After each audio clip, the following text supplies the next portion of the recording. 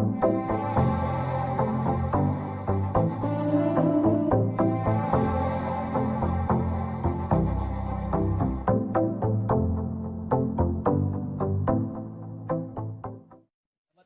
kembali lagi di Insight Ramadan ya. Ini adalah persembahan dari Jak TV yang bekerjasama dengan Bazis DKI Jakarta. Masih bersama saya ada Pak Abu, beliau adalah ketua dari Bazis DKI Jakarta dan juga sahabat saya dari Untung. Ari, lebaran di mana biasanya, Ari?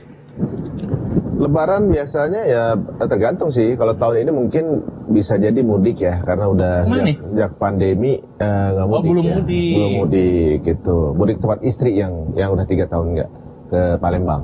Wah. Tapi jangan lupa sebelum sholat Id harus diselesaikan dulu zakat fitrahnya, bukan begitu Pak Abu? Betul sekali. Ya, kalau Ari biasa di mana zakat fitrah, di sekitar rumah? Zakat fitrah tergantung misalnya. Kalau lagi misalnya di Palembang ya mungkin ditunaikan di Palembang sebelum Id kan. Nah, kalau di Jakarta gitu. Ini nggak masalah Pak, boleh di mana saja Pak? Nggak masalah. Nggak masalah. Gitu ya? Iya. Ya, ibaratnya kalau kadang-kadang ada juga tuh yang teman-teman yang menerapkan zakatnya via online, apa gitu boleh? Nah. Betul tuh. Kan udah kadang-kadang gini, udah mau sholat Id, di perjalanan mau tepat sholat, baru ingat belum zakat. Belum zakat. Nggak bawa beras. Akhirnya dia slide online, tak gitu kan. Nah, saya juga belum sempat itu sih, pengen nanya juga dulu. Ya. Gimana? Kalau itu sebaiknya dihindari. Kenapa? Belum tentu yang menerima zakat fitrah dari Pak Mas Ari Untung itu siap membagikannya. Jadi belum habis sholat Id belum tentu langsung dibagi. Iya, belum tentu. Iya, karena mereka sibuk juga untuk sholat kan. Betul. Itu. Oke. Nah, tapi Iya. dalam waktu yang agak jauh, Lebih panjang, masih bisa. ada perlu waktu itu bisa dilakukan oleh pihak penerima yang namanya amil, ya.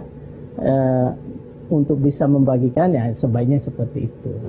Ya, jadi ini buat zakat fitrah, ingat ya sahabat Insight, ya zakat fitrah ini harus ditunaikan dan disalurkan sebelum sholat Id dilaksanakan. Jadi kayak hari pertama gini boleh dong? Udah bisa berarti? Ya sesungguhnya sudah bisa karena dalam bulan Ramadan, tapi sebaiknya dilakukan pada menjelang menjelang terakhir. Oke, ya. sama dengan penting. sahur.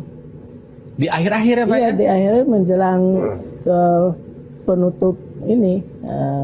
Menjelang imsak gitu ya? Oh iya benar-benar masuk akal sih ya. Jadi banyak orang yang takut ketinggalan Di awal-awal jadinya ya? sebelum Jam 2 tidur udah sahur. makan. Gitu. Habis buka langsung Bahkan sahur gitu sebelum kan. tidur dia sudah makan. Habis buka langsung sahur.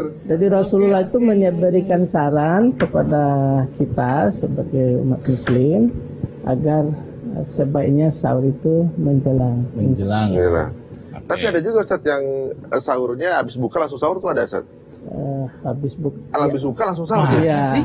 Kan masih jauh ke Ya, sahur. walau Kayak di Iceland itu kan cuma 3-4 jam. Iya. Gitu. Siapa yang mau puasa di sana? Iya juga sih ya. Panjang banget ya.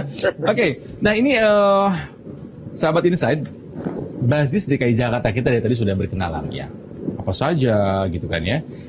Yang ingin saya tanyakan adalah program-program apa saja nih Pak yang sudah sukses dijalankan oleh Bazis DKI Jakarta? Iya, program yang sudah sukses banyak ya, tapi saya sebut 1 atau 2 ya.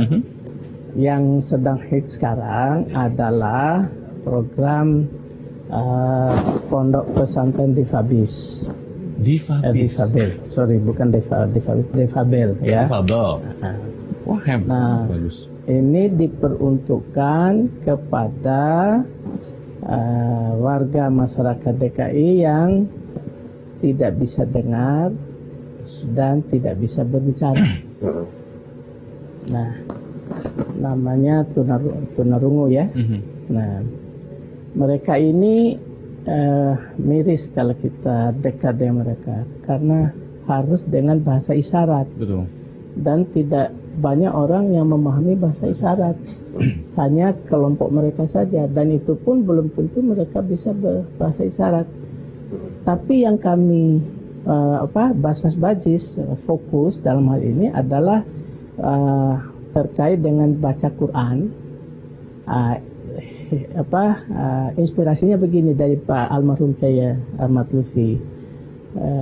Itu ketika Pak Kiai Lutfi itu berkhutbah, lalu ada yang hadir dalam Jumat Jemaahnya. itu, jemaahnya itu, ada yang tidak bisa dengar dan tidak bisa berbicara.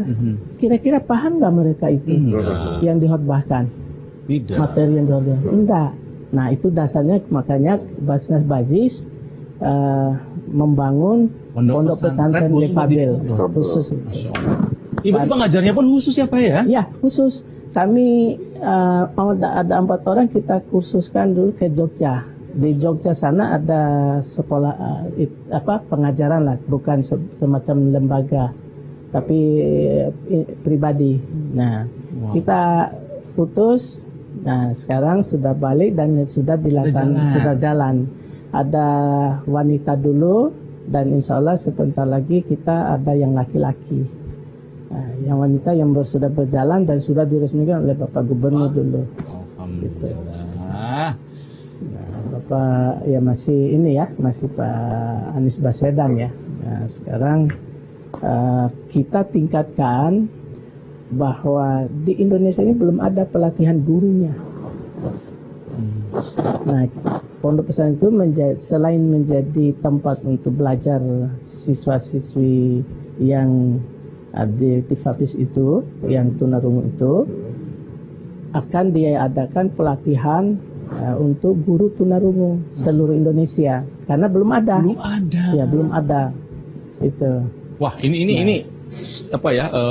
Inisiatif yang bagus sekali. Saya ingin nambah sedikit. Tentu kita kerjasama dengan tempatnya itu, tanahnya itu, dengan dinas sosial itu, di bawah kepemimpinan Ibu Premi. Nah, itu kita bangun di atas tanah itu. Tentu saja butuh biaya besar ya, kurang lebih 3-4 miliar itu kita bangun, dan murid atas anak sekolah yang difabis ini kita tinggal belajar saja. Nggak ada biayanya Pak? Nggak ada biaya, dibiayai oleh Basnas Bajis. Nah, inilah hebat. makanya ingin saya sampaikan kepada masyarakat warga DKI Jakarta. Jadi apa yang terhimpun oleh Basnas Bajis berkaitan dengan zakat infak sedekahnya itu kita sudah salurkan dan kita berdayakan. Itu yang disebut dengan pemberdayaan. Jadi kalau pemberdayaan itu lebih banyak seritinya gitu. Nah, gitu. Jadi pemberdayaan di situ. Betul. Nah, ini sungguh luar biasa amal baik bagi mujaki yang menyalurkan zakat infak sedekahnya kepada Basnas Bajis. Nah, ini nih langsung menyambung dari Pak Ahmad, Pak Abu ya. Silakan QR-nya saya munculkan lagi. QR-nya saya munculkan lagi. Ini adalah QR yang bisa Anda scan supaya Anda bisa berdonasi ya melalui Basis DKI Jakarta. Yang salah satunya bisa disalurkan kepada pondok pesantren difabel itu ya Pak ya. Betul sekali. Hari, kalau ada waktu nanti kita main ke sana nih, boleh nih? Boleh. Kita sekarang Daerah mana, Boleh. Pak? Daerah Lebak Bulus, samping Kelurahan Lebak Bulus. Ah, dekat banget Oh, dekat saya. dekat ya. Ya. Ya, dengan senang hati.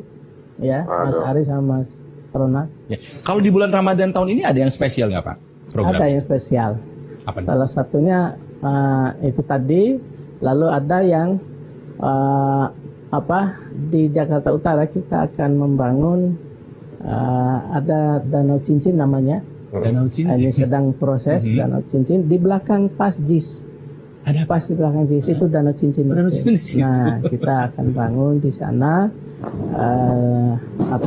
semacam UMKM dan juga ada tempat peribadatan sehingga Danau Cincin itu menjadi tempat pariwisata, tetapi dalam kegiatan pariwisata atau orang berkunjung itu dia bisa berbelanja dalam rangka peningkatan ekonomi warga masyarakat setempat gitu. Dan juga dalam kaitan ya kalau sudah jalan-jalan, sudah makan, ya tidak, mudah-mudahan tidak lupa sholat, makanya disiapkan musola atau masjid di sana gitu. Dan ini kerjasama dengan Wali Kota Jakarta Utara.